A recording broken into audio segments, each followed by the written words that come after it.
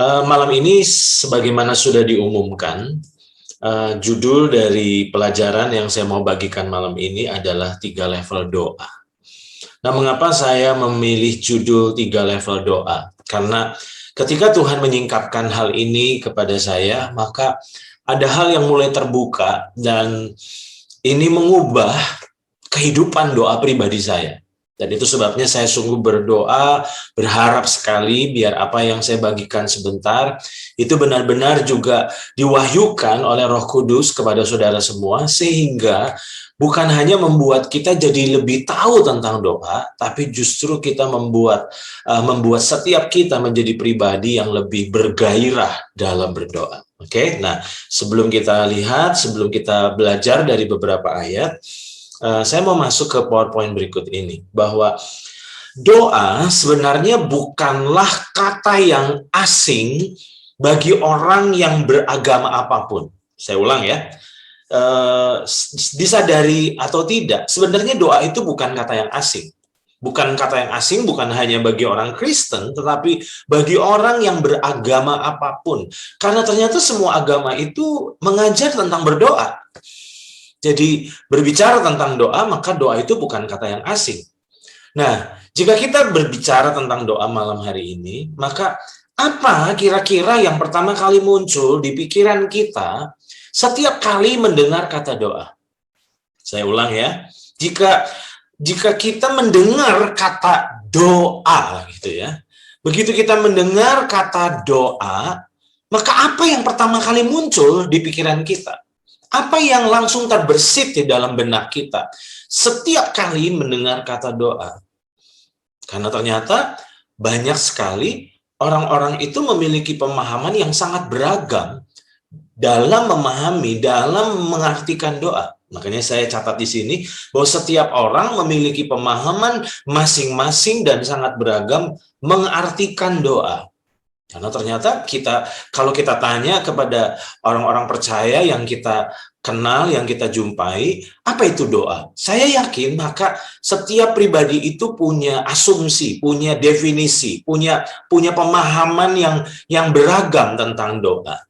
Nah, tetapi yuk malam hari ini, apa yang menjadi ajakan saya? Marilah kita mengevaluasi ulang apa yang selama ini kita pahami dan kita yakini mengenai doa. Saya ulang ya, jadi yuk malam hari ini kita mau evaluasi ulang apa yang selama ini kita pahami, apa yang sebenarnya selama ini kita yakini mengenai doa.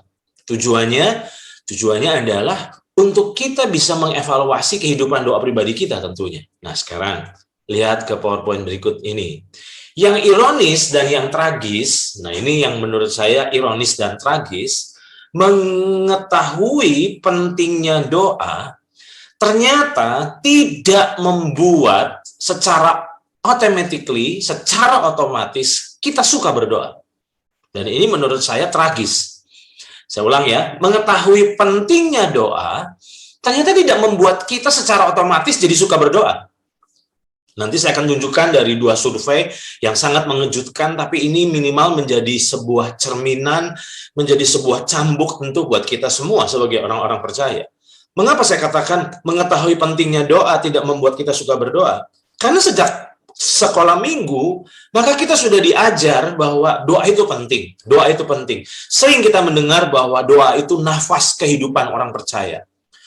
Nah, yang menjadi masalah adalah kita bisa bicara, kita bisa diskusi, kita bisa sharing tentang doa yang begitu penting. Tapi apakah hal tersebut membuat kita menjadi suka berdoa? Ternyata itu belum tentu loh, saudara.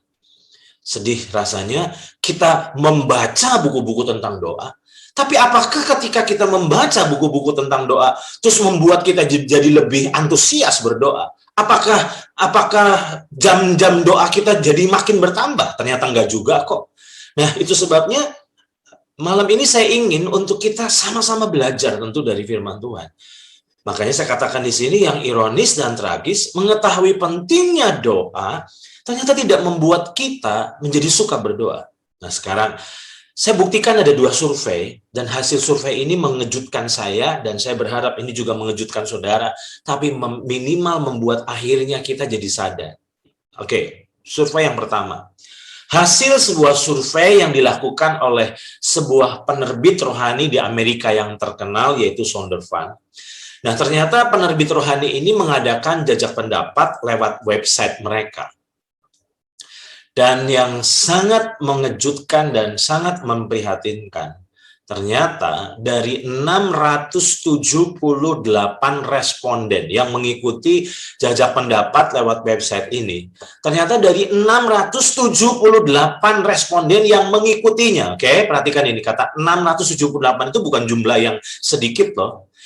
Makanya saya katakan, dari 678 responden, ternyata hanya 23 orang yang puas dengan waktu yang mereka habiskan untuk berdoa.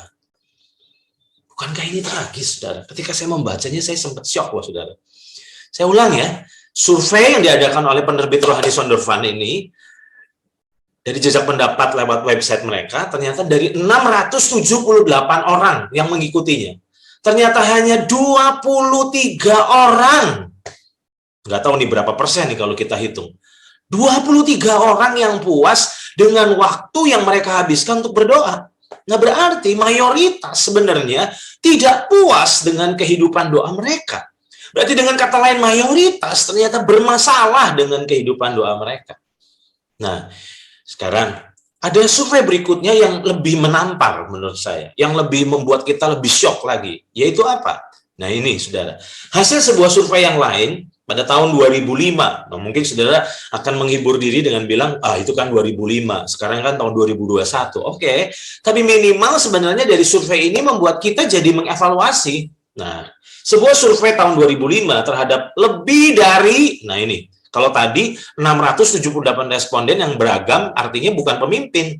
Nah, tetapi di survei ini, dari survei ini ternyata 800 gembala sidang, pemimpin rohani di Amerika Serikat ternyata mengungkapkan dengan kejujuran mereka bahwa hanya 16% yang mengatakan bahwa mereka sangat puas dengan kehidupan doa mereka. Nah, itu berarti sebenarnya menyisakan 84% yang merasa tidak puas dengan kehidupan doa mereka. Lagi-lagi, survei ini ada kemiripannya loh, saudara. Nah, coba ya, saya ulang ya. Survei tadi, 678 responden, ternyata hanya 23 orang yang puas dengan waktu yang mereka habiskan untuk berdoa. Tapi ternyata survei yang lain, dari 800 gembala di Amerika, ternyata hanya 16% yang mengatakan bahwa mereka sangat puas dengan kehidupan doa mereka. Nah, menurut saya mengapa survei yang kedua ini lebih membuat saya syok? Kenapa? Karena yang disurvei ini bukan orang biasa, bukan jemaat biasa. Tapi yang disurvei ini adalah 800 gembala, berarti 800 pemimpin. Nah, yang menjadi masalahnya adalah kalau 800 pemimpin, berarti ini memimpin orang-orang, memimpin jemaat-jemaat. Nah, pertanyaannya, kalau pemimpinnya saja sebenarnya bermasalah dengan kehidupan doa mereka, tidak puas dengan kehidupan doa mereka, pertanyaannya bagaimana dengan kondisi jemaatnya? Saya ulang ya, coba perhatikan hasil survei ini. Bukankah ini membuat kita jadi sadar bahwa ternyata memang benar loh, saudara.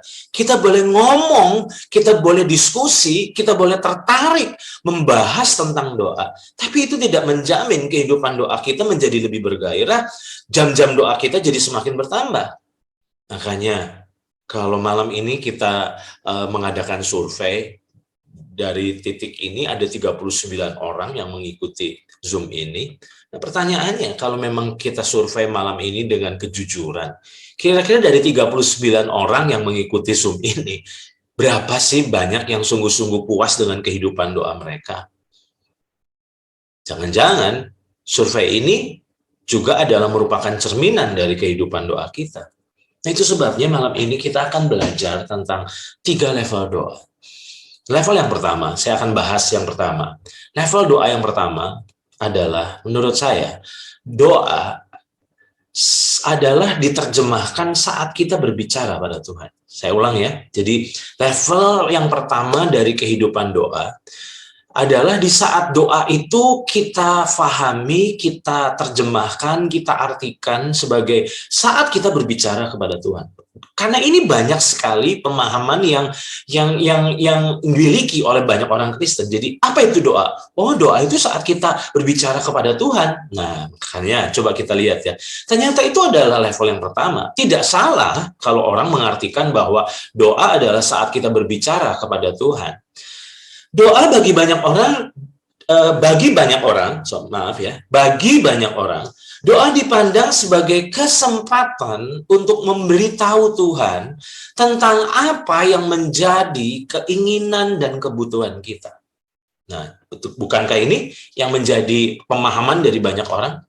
Bagi banyak orang, doa dipandang sebagai apa? Sebagai kesempatan, sebagai waktu di mana kita bisa memberitahu, mengungkapkan tentang apa yang menjadi keinginan kita, apa yang menjadi kerinduan hati kita, apa yang menjadi kebutuhan kita. Dan kita berharap Tuhan sebagai sumber itu benar-benar bisa memenuhi apa yang menjadi kebutuhan dan keinginan dan kerinduan-kerinduan kita. Nah, itulah yang dipahami.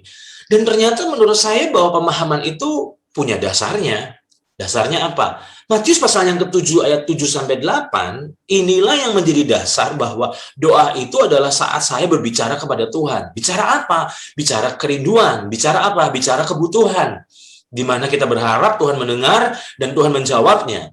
Nah, Matius 7 ayat 7-8 sebenarnya memberikan landasan juga tentang pemahaman itu, yaitu apa? Mintalah, ini Tuhan Yesus yang bicara ya. Mintalah, maka akan diberikan kepadamu. Wow, itu tantangan yang luar biasa ya. Tuhan nantang kita loh, minta, maka akan diberikan kepadamu. Carilah, maka kamu akan mendapat. Ketuklah, maka pintu akan dibukakan bagimu. Karena, nah saya tertarik dengan ayat 8. Ayat 8 memberikan penekanannya. Karena setiap orang yang meminta, menerima. Saya tertarik dengan kata setiap orang. Wow, kata setiap orang itu sebenarnya adalah sebuah penekanan di mana kalau kita minta Tuhan tuh sebenarnya mau ngasih loh gitu, mau memberi loh. Makanya karena setiap orang yang meminta menerima. Dan setiap orang yang mencari mendapat. Dan setiap orang yang mengetuk baginya pintu akan dibukakan. Nah, dari dasar ayat ini, maka banyak orang percaya memahami bahwa doa itu saat kita berbicara kepada Tuhan. Nah, yang menjadi masalah adalah ini.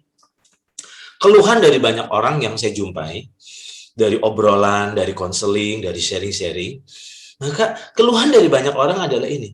Saya sudah berdoa, tapi mengapa keadaan tetap tidak berubah? Bukankah itu yang sering kita dengar? Atau jangan-jangan ini juga yang sering kita ucapkan? Saya ulang ya, bukankah ini yang jadi keluhan banyak orang? Di mana waktu mereka curhat tentang masalahnya, lalu kita bilang, ayo kita berdoa, ayo berdoa, sudah berdoa belum? Pasti jawaban dari mereka, mayoritas akan bilang begini, saya sudah berdoa. Nah, entah berapa banyak doa yang sudah dinaikkan. Makanya mereka berkata, saya sudah berdoa. Tetapi, mengapa keadaan tetap tidak berubah? Nah, di titik ini, saya jadi merenung, saudara. Apa yang menjadi perenungan saya? Level yang pertama bahwa doa diartikan, diterjemahkan sebagai berbicara kepada Tuhan. Nah, sekarang coba lihat PowerPoint berikut ini.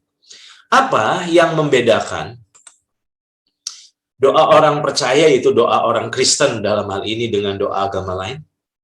Kira-kira kalau kita diajukan pertanyaan ini, kira-kira apa sih yang membedakan?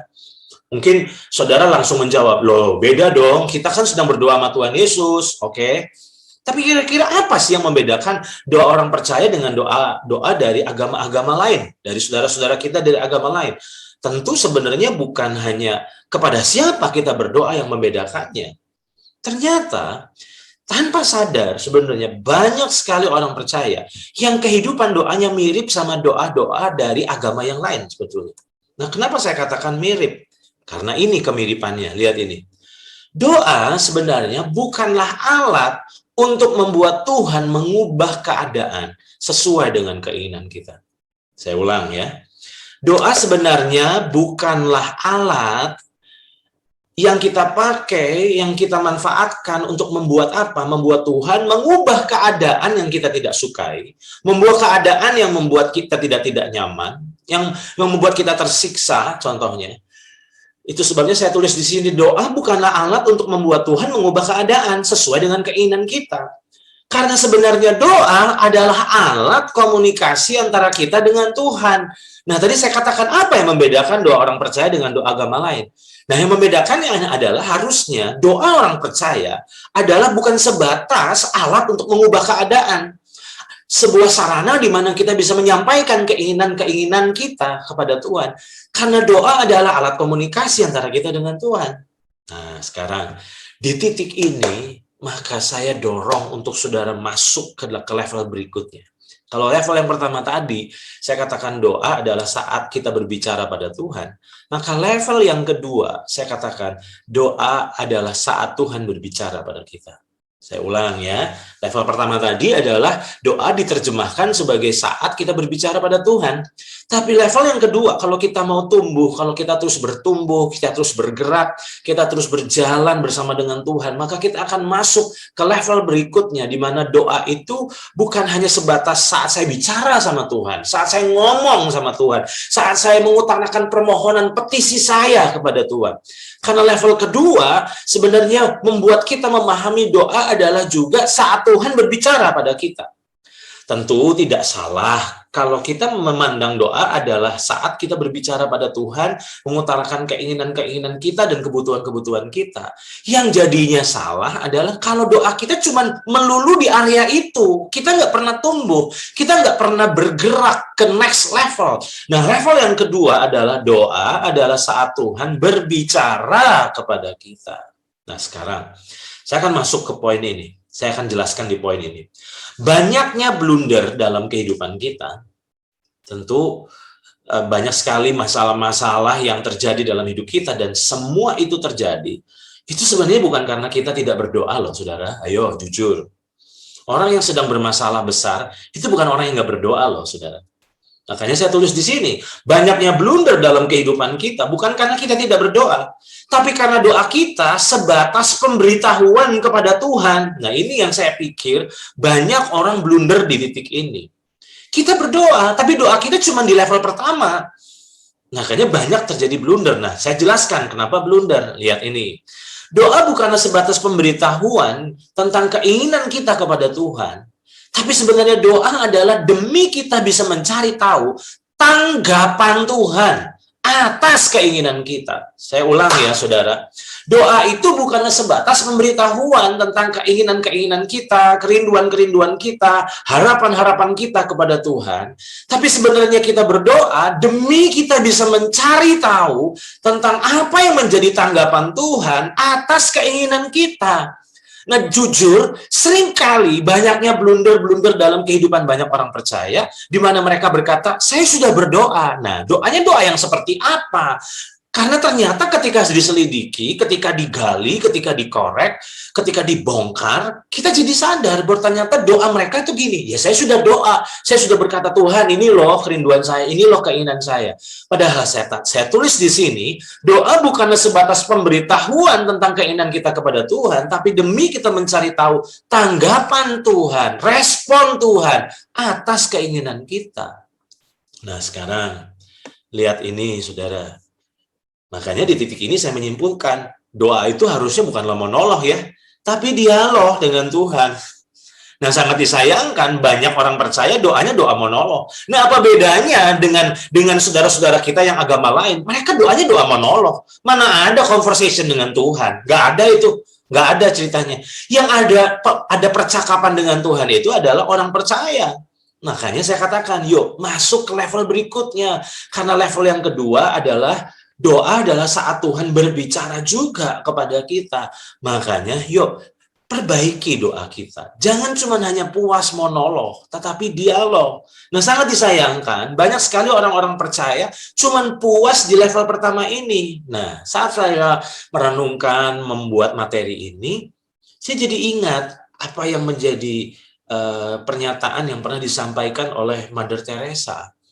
Mother Teresa pernah berkata bahwa dalam doa, yang penting itu bukanlah apa yang kita katakan kepada Tuhan, tetapi apa yang Tuhan katakan kepada kita. Coba saudara perhatikan ini. Mother Teresa loh, saudara. Yang notabene adalah seorang Katolik. di mana banyak orang-orang karismatik kan merasa lebih rohani dari orang-orang Katolik. Padahal ternyata sebenarnya kita nggak boleh sombong loh, saudara. Seorang Mother Teresa yang Katolik tulen boleh dibilang, dia menyadari tentang esensi doa loh, saudara. Dia katakan bahwa dalam doa-doa kita, yang penting itu bukan apa yang kita katakan, yang apa yang kita bicarakan pada Tuhan, tapi apa yang Tuhan katakan kepada kita. Makanya, yuk Bapak Ibu Saudara yang ikut forum ini, saya ingin ajak untuk kita mengevaluasi. Yuk, doa itu jangan cuma sebatas memberitahu sama Tuhan. Boleh saja beritahu pada Tuhan apa yang jadi keinginan-keinginanmu.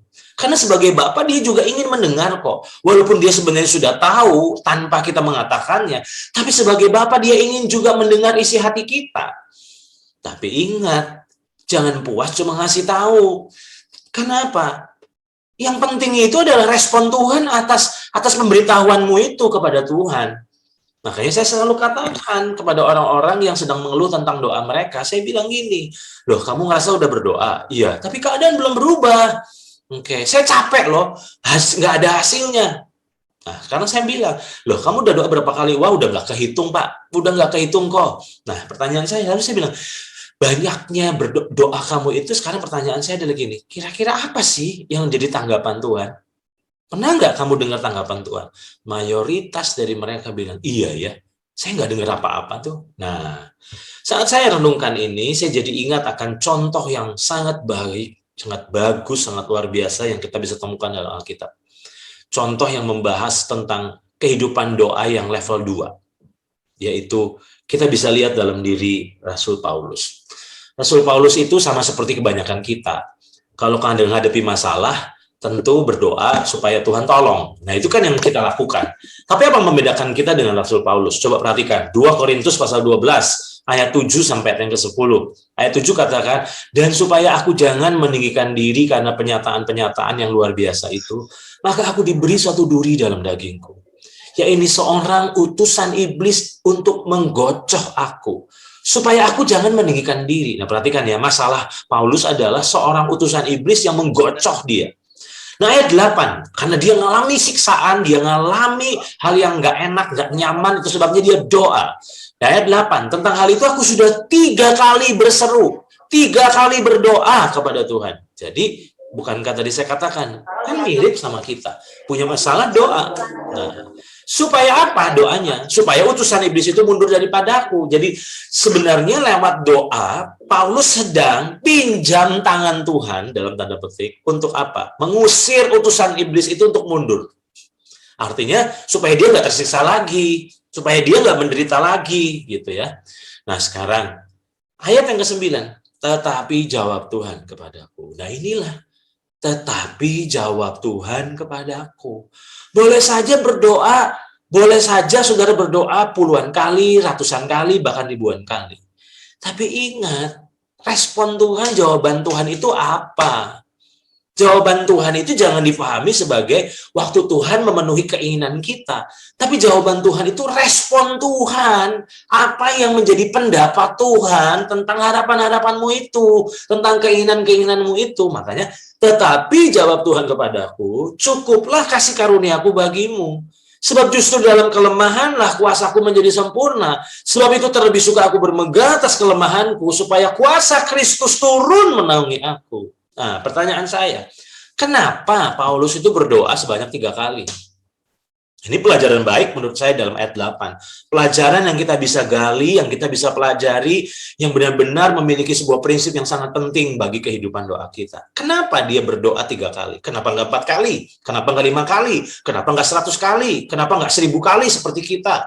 Tapi kenapa 3 kali? Jawabannya sederhana.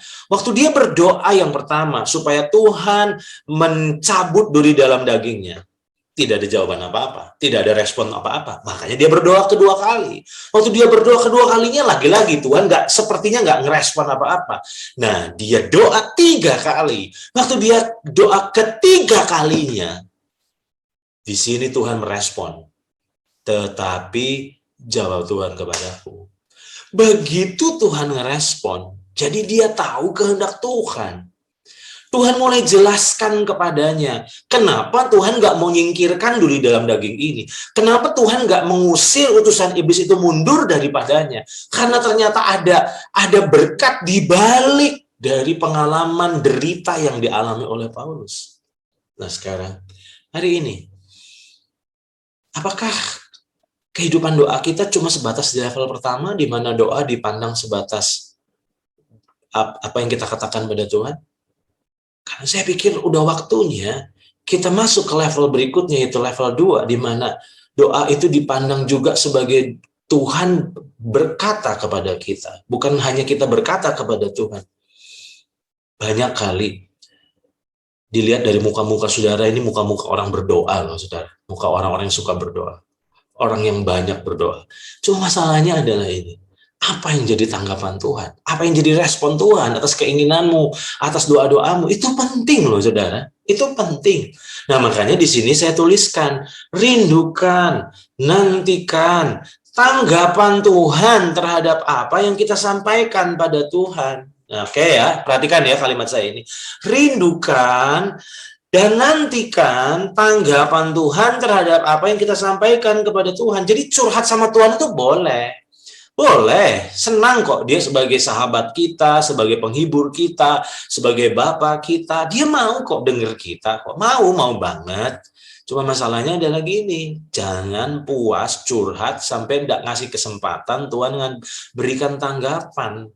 Makanya saya selalu katakan, waktu engkau berdoa mengutarakan keinginanmu, harapanmu, kebutuhanmu, jangan langsung amin. Tapi beri ruang, beri waktu. Jangan-jangan memang Tuhan mau kasih tanggapan, di mana Tuhan ngasih respon sama apa yang kita katakan. Nah, seringkali apa yang terjadi? Kita nggak pernah ngasih kesempatan buat Tuhan ngomong. Kita ngomong, kalau orang bilang kita nyerocos sama Tuhan, pernah ada orang telepon sama kita, ngomong begitu diangkat, langsung ngomong, dan nggak pernah ngasih kesempatan kita ngomong balik, dan begitu selesai ngomong, langsung ditutup teleponnya. Itu kan menjengkelkan, saudara. Pernah mengalami pengalaman itu? Berharap jangan pernah ya, karena itu pasti menjengkelkan kita. Loh, ini orang ini kok pengen didengar tapi nggak mau dengar. Nah, makanya banyak kali kehidupan doa orang-orang percaya juga seperti itu, di mana kita curhat, kita bombardir Tuhan dengan keluhan-keluhan kita, kekesalan kita tentang pasangan kita, tentang mertua kita, tentang kerjaan kita. Wah, kita ngeluh semuanya sama Tuhan. Tapi gini masalahnya, kasih ruang dong untuk Tuhan juga nanggapin, untuk Tuhan ngerespon. Makanya saya katakan doa adalah saat Tuhan berbicara kepada kita, bukan hanya saat kita bicara pada Tuhan. Nah sekarang saya mau masuk ke poin berikutnya. Di titik ini mungkin saudara bilang begini, saya sudah kok, saya nggak buru-buru amin, saya tunggu Tuhan ngomong kok. Oh baik, bagus. Tapi catatan kaki saya adalah ini. Seringkali durasi doa kita itu ditentukan oleh berbicaranya Tuhan atau tidak. Jujur ini yang saya hidupi bertahun-tahun yang lalu. Di mana lamanya saya berdoa itu ditentukan oleh berbicaranya Tuhan atau tidak. Makanya kalau kita tunggu Tuhan ngomong, kita bilang gini, Tuhan tak tungguin 5 menit ya. Kalau Tuhan nggak ngomong 5 menit, ya udahlah amin aja ya Tuhan. Terus apa yang terjadi kita tunggu 5 menit, sepertinya nggak ada suara apapun kecuali suara jangkrik atau suara apa gitu. Nggak denger apa-apa. Lalu kita bilang, oke, saya tunggu lagi deh 10 menit. Siapa tahu Tuhan mau ngomong. Dan ketika 10 menit Tuhan nggak ngomong, lalu kita putuskan untuk amin. Nah, menurut saya ada yang penting untuk kita pahami. Lihat ini, jangan pernah memaksa Tuhan untuk berbicara saat kita berdoa. Karena dia dapat berbicara kepada kita kapan saja dan di mana saja. Iya, saya setuju. Seringkali ketika saya sedang berdoa, Tuhan juga ngomong kok. Ada hal-hal yang disingkapkan, ada yang Roh Kudus ajarkan di saat saya berdoa. Tapi ada juga waktunya ketika saya berdoa, sepertinya Tuhan juga nggak ngomong apa-apa kok. Tapi bukan berarti terus akhirnya saya desak Tuhan, saya paksa Tuhan, bahkan saya ancam Tuhan. Kalau Tuhan nggak ngomong, amin ya Tuhan, udahlah. Saya putuskan doa ini, selesai. Tapi saya belajar bahwa ternyata Tuhan itu nggak bisa dipaksa. Dia bisa berbicara kapan saja dan di mana saja. Makanya saya ngalamin. Begitu amin gitu, begitu saya mulai beraktivitas, tiba-tiba justru Tuhan mulai singkapin sesuatu. Di mana Tuhan mulai jawab, Tuhan mulai jelasin beberapa hal, Tuhan mulai berfirman, Tuhan mulai bersuara gitu. Nah, tapi ternyata justru bukan saat saya berdoa. Ya, ada saatnya saat saya berdoa dia bicara. Tapi ada saatnya waktu saya berhenti berdoa, justru dia juga bicara. Dia berbicara saat saya mengendarai mobil, dia berbicara saat saya berolahraga, dia bisa bicara kapan saja dan di mana saja. Oke, jadi itu level kedua. Nah sekarang, saya akan mau ajak untuk saudara masuk ke level berikutnya dari kehidupan doa. Yaitu apa? Kalau tadi yang pertama, doa adalah saat kita berbicara pada Tuhan, maka di level kedua, saya katakan doa itu adalah saat Tuhan berbicara kepada kita. Nah, di level ketiga ini, yang saya harap dan saya doakan, saya impikan, saya rindukan saudara semua, ini benar-benar ngalami ini. Yaitu apa? Kita semua memasuki level yang ketiga dalam doa, yaitu doa adalah saat menikmati dan dinikmati Tuhan. Saya ulang. Kalau yang pertama tadi, doa adalah saat kita berbicara pada Tuhan. Level kedua itu doa adalah saat Tuhan berbicara pada kita. Maka doa juga adalah saat menikmati dan dinikmati Tuhan. Di level ini, apa yang membedakan? Ada saatnya doa itu nggak perlu ngomong apa-apa. Nah, lihat ini, saudara. Saudara pernah mendengar statement yang pernah disampaikan oleh hamba Tuhan yang pernah memimpin gereja dengan 700.000 jemaat di Korea Selatan, Yoido Full Gospel, di mana gembalanya bernama David Yonggi-cho. Ini di zaman berapa ya? Di zaman tahun 80 90-an, ini legenda ini. Kalau sekarang mungkin sudah uzur, sudah usia lanjut, dan sudah generasi sekarang mungkin nggak mendengar, nggak mengenal, tapi generasi saya itu masih mengenal sepak terjangnya luar biasa, di mana ternyata dia memiliki 700.000 jemaat loh saudara, dan dia berkata bahwa rahasianya adalah saya berdoa setiap hari paling sedikit selama 3 jam. Waduh, kita kagum, waduh kok bisa ya doa 3 jam gitu. Nah banyak orang bilang gini, kalau doa 3 jam selama itu ngapain aja ya. Nah perhatikan, ngomong apa aja ya. Karena kalau kita berdoa syafaat pun juga pasti ada batasnya kok. Kita berdoa syafaat buat tetangga, buat pemimpin, buat saudara, paling lama juga selesai 30 menit kok. Nah, tapi Yonggi-cho berkata paling sedikit saya itu berdoa selama 3 jam loh. Nah, sekarang ngapain aja sih? Apa yang dikerjakannya dalam doanya selama 3 jam itu? Nah, kita akan belajar. Nah, kalau kita memahami doa sebatas kita berbicara pada Tuhan, ya kita akan bingung menerjemahkan kok bisa orang bisa berdoa 3 jam, ada yang bisa doa 5 jam, kenapa kok bisa gitu? Nah, sekarang lihat ini saudara.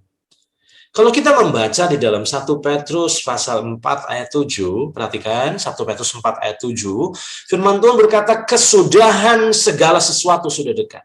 Bukankah ini bicara tentang konteks akhir zaman, di mana sebenarnya ini sangat kontekstual dengan kondisi dan zaman kita sekarang. Dan nasihat dari Petrus kepada kita semua tentunya berkata, karena itu kuasailah dirimu. Karena kita ini sudah hidup di dari akhir zaman.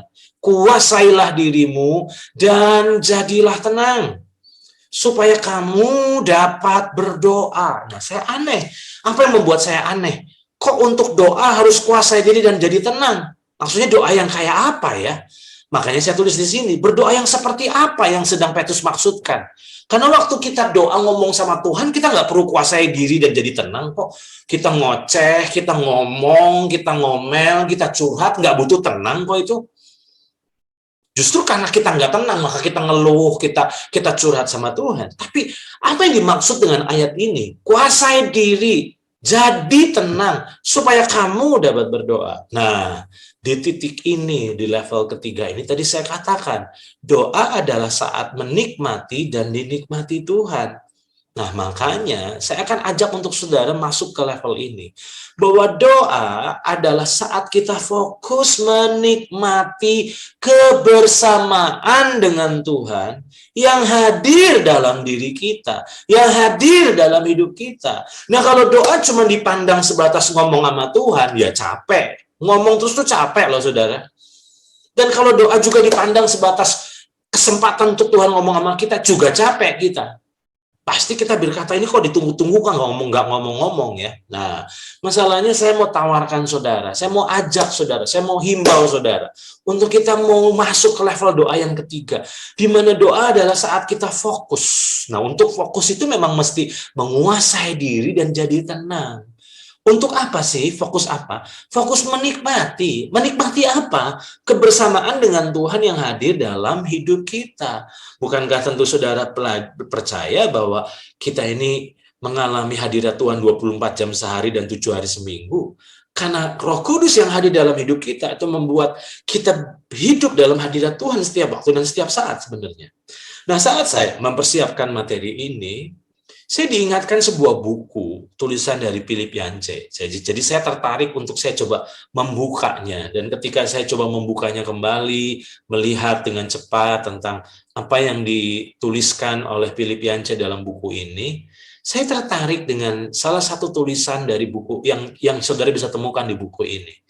Nah, Philip Yancey itu ternyata meneguhkan apa yang saya sedang sampaikan, loh, saudara. Dia bilang begini, doa bukan sebagai cara saya membangun kehadiran Allah, melainkan sebagai cara saya menanggapi kehadiran Allah yang merupakan sebuah fakta, entah saya dapat merasakannya atau tidak. Waduh, ini menurut saya bagus banget statement dari Philip Yancey. Doa itu bukan sebagai cara saya membangun kehadiran Allah, karena tanpa berdoa Tuhan juga sudah hadir dalam hidupmu masalahnya. Makanya dia katakan doa bukan sebagai cara untuk saya membangun kehadiran Allah. Doa tidak membuat Tuhan hadir dalam hidupmu, karena Tuhan sudah hadir dalam hidupmu. Makanya doa bukan sebagai cara untuk saya membangun kehadiran Allah, tetapi melainkan sebagai cara saya yang menanggapi, meresponi kehadiran Allah yang merupakan sebuah fakta, sebuah kenyataan. Entah saya dapat merasakannya atau tidak, entah saudara merasakan hadirat Tuhan atau tidak, tapi itu nggak penting, karena kehadiran Tuhan itu lebih pasti dari perasaan saudara. Nah, makanya yuk, saya mau ajak saudara, ketika saudara memandang doa itu nggak mesti ngomong. Ada saatnya saudara cuma hanya diam, nikmati Tuhan aja. Tapi untuk sampai titik ini, maka saudara harus dengar nasihat Petrus tadi. Kuasai diri dan jadilah tenang. Nah, saya berharap gambar yang saya buat ini akan menolong kita memahami ini. Coba lihat ini saudara baik-baik. Ketika saudara mengambil keputusan untuk berdoa, maka saudara akan mengalami tantangan, peperangan, perjuangan, yaitu apa? Pikiran yang kacau. Di mana dalam pikiran yang kacau ini, kita benar-benar diganggu habis-habisan. Betul nggak? Pernah ngerasakan waktu saudara belajar untuk tenang, maka pikiran jadi kacau, ingatan jadi tajam. Di mana saudara digoda, itu pintu udah ditutup belum ya? Itu kompor udah dimatiin belum ya? Itu lampu di depan sudah dinyalain belum ya? Gangguannya banyak sekali. Makanya Petrus berkata, kuasai diri dan jadi tenang supaya kamu dapat berdoa. Makanya saya katakan, waktu kita memutuskan untuk berdoa di level ketiga ini, kita akan mengalami perjuangan yang hebat. Apa perjuangannya? Pikiran kacau. Dan kita nggak bisa tahu durasinya berapa lama. Bisa 5 menit, bisa 10 menit, bisa 15 menit. Kacau sekali. Tetapi kalau saudara bertahan saja, saudara sabar saja tenang. Saudara bertekun saja, nggak nyerah sama pikiran yang kacau itu. Maka saya tulis di sini, saudara akan mengalami namanya titik terobosan. Di titik terobosan ini, saudara akan mengalami sebuah pengalaman kenikmatan. Kalau tadi itu perjuangan, di mana saudara benar-benar diganggu pikiranmu, kacau sekali. Tapi kalau saudara sabar aja, tenang aja, nggak usah diladenin pikiran kacau itu, nggak usah diresponin, udah tenang aja, belajar tetap konsentrasi sama Tuhan. Kita belajar menikmati, Dia hadir kok dalam hidup kita. Makanya begitu saudara bertahan, saudara akan mengalami namanya titik terobosan. Dan aneh, begitu saudara mengalami yang namanya titik terobosan ini, doa itu berubah dari yang semula jadi perjuangan, tapi sekarang berubah jadi kenikmatan. Nah, saudara pernah ngalami nggak ini di titik ini? Ketika saudara mengalami titik kenikmatan ini, doa udah bukan perjuangan lagi. Ya ulang ya. Di titik ini, doa udah bukan perjuangan lagi. Di titik ini, saudara akan ngerasa gini, tiba-tiba, begitu saudara sadar, bukan sadar tuh, maksud sadar tuh gini, begitu saudara sadar waktu lah, di mana saudara mulai lihat jam, saudara tiba-tiba kaget. Waduh, ternyata sudah berapa lama? Wah, ternyata udah setengah jam nih. Atau ternyata sudah, oh ternyata udah 40 menit gak kerasa. Nah, kenapa gak kerasa? Karena ternyata saudara sudah mengalami titik terobosan.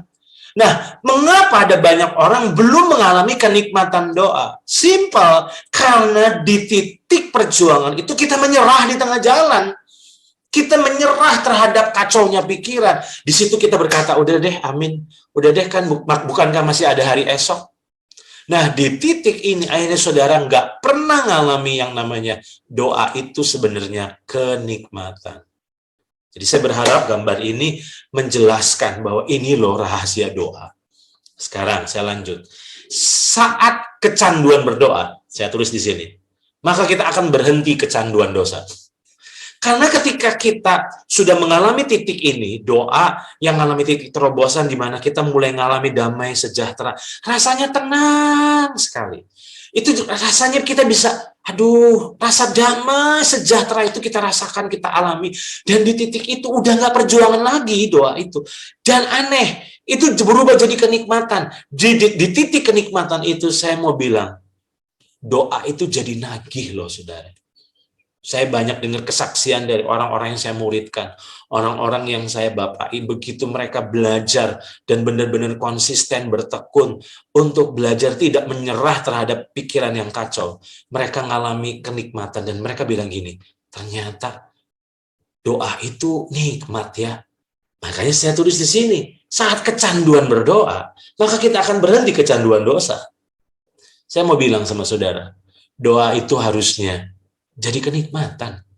Makanya setan nggak mau kita ngalami ini. Makanya dia kacaukan kita, dia ingin kita menyerah di tengah jalan sampai kita nggak pernah mengalami titik terobosan. Dan akhirnya kehidupan doa kita ya seperti kebanyakan orang. Nah sekarang, tidak berdoa bukanlah kemalasan, tapi masalah kebodohan.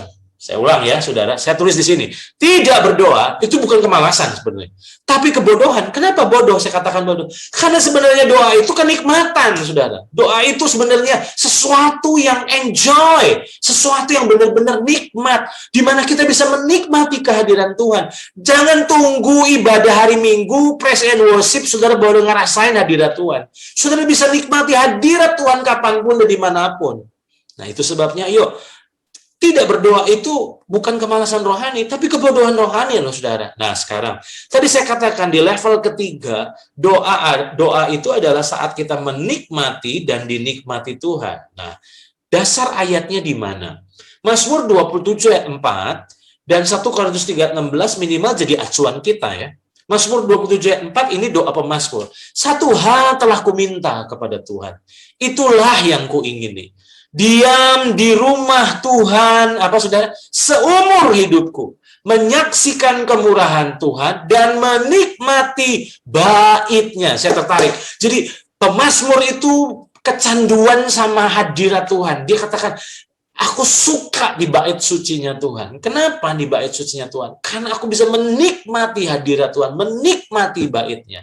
Nah, saudara perlu paham, kita ini hidup di era perjanjian baru, di mana 1 Korintus 3:16 berkata, tidak tahukah kamu bahwa kamu adalah bait Allah dan bahwa roh Allah diam di dalam kamu. Berarti, saudara, apa yang saya katakan di sini, doa itu adalah bukan cuma hanya saat kita ngomong sama Tuhan dan saat Tuhan ngomong sama kita, tapi doa juga adalah saat kita menikmati hadirat Tuhan, menikmati kehadiran Tuhan dalam diri kita. Dan disitulah kita merasakan damai sejahtera. Kita mengalami sukacitanya itu benar-benar membuat kita tenang. Dan yang aneh, kesaksian dari banyak orang bilang begini, kok keadaan memang belum berubah, tapi kok jadi tenang hati saya. Nah ingat, kenapa itu tenang? Karena ternyata kita mengalami titik di saat kita mengalami damai sejahteranya Tuhan. Nah, tadi saya katakan doa adalah saat kita menikmati dan dinikmati Tuhan. Coba lihat PowerPoint berikut ini. Doa itu adalah keputusan. Untuk apa sih? Menjawab kerinduan Tuhan untuk bersekutu dengan kita. Bayangin, Tuhan itu sudah tinggal dalam diri kita karena Dia ingin selalu dekat dengan kita. Sayangnya, kita nggak ingin selalu dekat sama Tuhan. Itu payahnya. Seperti Tuhan bertepuk sebelah tangan. Tapi sebenarnya saat kita berdoa, itu adalah sebenarnya sebuah keputusan untuk apa sih? Untuk kita menjawab kerinduan Tuhan untuk bersekutu dengan kita. Nah, di titik ini, makanya saya bilang, doa itu bukan cuma hanya menikmati Tuhan, tapi saat kita memberi diri dinikmati oleh Tuhan. Lihat ini, saudara. Doa adalah bukan hanya saat kita menikmati Tuhan loh, tapi juga saat kita memberi kesempatan untuk Tuhan menikmati kehadiran kita. Saya ambil contoh. Saya ini yatim piatu, papi mami saya sudah almarhum, tapi dulu ketika saya bersekolah, saya meninggalkan rumah itu kelas 1 STM, di mana saya pindah ke Cirebon, bersekolah, sampai akhirnya terus berlanjut kerja, sampai berkeluarga, sampai sekarang saya berdomisili di Cirebon. Nah, apa yang saya mau ceritakan di sini? Papi mami saya itu tinggal di Banjarharjo, Brebes, saudara. Dan masih ingat waktu itu mami selalu telepon, kapan pulang? Kapan pulang? Jujur, saudara, saya ini sudah punya dunia sendiri di Cirebon waktu itu. Itu sebabnya saya bilang, aduh, maklum Cirebon itu kan kota, sedangkan Banjarharjo, Brebes itu, aduh itu desa loh, saudara. Jadi saya tuh menikmati Cirebon sampai saya nggak bisa menikmati tempat saya tinggal waktu itu. Nah, saudara bayangkan ya, papi mami saya itu merindukan kedatangan saya, kepulangan saya. Tapi saya sendiri nggak rindu pulang, nah itu parahnya. Dan setiap kali saya pulang, saya masih ingat, kehadiran saya itu benar-benar dinikmati oleh mereka. Senang banget mereka tuh setiap kali saya pulang. Bisa cerita apa saja, ngobrol tentang perkembangan yang ada, gitu, cerita. Tapi saya sendiri, jujur ya saudara, saya sendiri nggak betah, saya nggak nikmatin, saya pengen cepat pulang ke Cirebon. Saya cuma sebatas setor muka sama orang tua, tapi sebenarnya saya nggak nikmatin. Sampai akhirnya saya punya anak sendiri, saya baru sadar. Ternyata dulu itu saya nggak bisa nangkep tentang kerinduan, tentang perasaan dari orang tua. Mungkin saudara yang mengikuti Zoom ini, yang mendengar pengajaran ini, mungkin orang-orang yang sudah memiliki anak, dan anak kita sudah tinggal tidak bersama kita, dan mungkin tinggal di luar kota. Dan pernahkah kita merasakan bahwa ketika setiap kali mereka kembali, kita menikmati kebersamaan dengan mereka? Nah, hari ini, apa pelajaran yang saya mau sampaikan? Doa itu bukan hanya saat engkau menikmati Tuhan aja. Itu egois, saudara. Tapi engkau harus sadar bahwa doa juga adalah saat engkau tuh dinikmati oleh Tuhan. Nah, banyak orang Kristen itu cuma fokusnya, saya mau menikmati Tuhan. Saya mau menikmati Tuhan. Hei, jangan berhenti sampai di situ. Karena doa adalah saat bukan hanya engkau menikmati, tapi juga saat engkau dinikmati oleh Tuhan. Dia rindu bersekutu dengan engkau. Dia rindu untuk meluangkan waktu dan menghabiskan waktu bersama dengan engkau. Nah, sekarang ada bonus loh. Kalau saudara benar-benar mulai masuk ke level ketiga, bonusnya apa? Mazmur 131 ayat yang kedua. Sesungguhnya aku telah menenangkan dan mendiamkan jiwaku, seperti anak yang disapih berbaring dekat ibunya. Ya, seperti anak yang disapih jiwaku dalam diriku. Terjemahan bahasa Indonesia sehari-hari berkata, sesungguhnya hatiku tenang dan tentram, seperti bayi yang habis menyusu, berbaring tenang di bangkuan ibunya. Setenang itulah hatiku. Apa yang saya pelajari dari ayat ini? Ketika saya mulai mengalami penyingkapan ini dan mulai menghidupinya, saya mulai menikmati doa, saudara. Doa itu bukan hanya menikmati Tuhan, tapi juga dinikmati Tuhan. Tapi bonusnya ternyata jiwa kita bisa rest. Jiwa kita yang penat, jiwa kita yang mengalami kelelahan karena menghadapi benturan, gesekan sana-sini, beban kehidupan. Dan sebenarnya jiwa kita ini lelah. Dan di saat kita berdoa level yang ketiga, kita nggak perlu ngomong apa-apa. Hanya diam, tenang, nikmati hadirat Tuhan. Sebenarnya jiwa kita sedang beristirahat. Slide terakhir lalu saya selesai. Saya tutup dengan ini.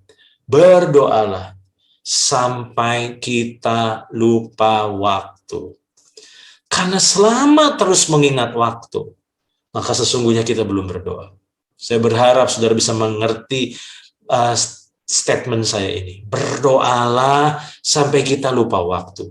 Mengapa saya katakan ini? Karena kalau saudara lagi doa, terus sedikit-sedikit lihat jam. Sedikit-sedikit lihat jam. Berarti sebenarnya saudara belum berdoa. Itu saudara. Berdoalah sampai saudara lupa waktu. Karena selama terus ingat waktu, maka sesungguhnya kita belum berdoa. Kembali, doa dan harapan saya, kita ini bukan cuma hanya belajar tentang doa malam ini, tapi kita semua mulai mengalami terobosan dalam kehidupan doa kita. Nggak ada impian lain dalam diri saya ketika saya membagikan kebenaran ini malam ini. Selain saya melihat saudara menjadi orang-orang yang suka berdoa. Menikmati doa. Di mana doa itu adalah momen-momen yang kita nantikan. Karena disitulah kita bisa menikmati Tuhan, dinikmati Tuhan, dan dari situ pengenalan pribadi kita akan bertumbuh. Doa saya, yuk jangan puas berpikir tentang doa, tapi mulailah berdoa. Tuhan memberkati kita semua. Saya serahkan kepada Andi waktu selanjutnya. Tuhan memberkati.